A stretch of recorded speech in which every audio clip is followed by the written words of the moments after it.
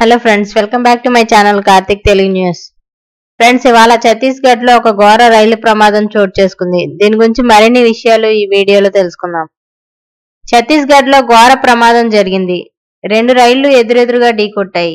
ఈ ఘటన మంగళవారం మధ్యాహ్నం బిలాస్పూర్ లోని జైరామ్ నగర్ రైల్వే స్టేషన్ సమీపంలో చోటు చేసుకుంది. ప్రమాదవశాత్తు గూడ్స్ రైలును కోర్బా ప్యాసింజర్ ట్రైన్ ఢీకొట్టింది. ఈ ప్రమాదంలో 6 ప్రయాణికులు అక్కడికక్కడే దుర్మరణం చెందారు. మరో 25 మందికి పైగా ప్రయాణికులు తీవ్రంగా గాయపడ్డారు.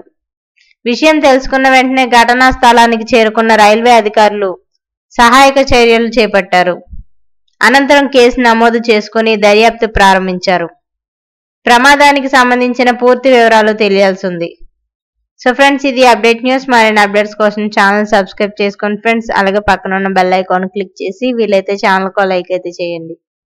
Thank you friends. Thanks for watching this video.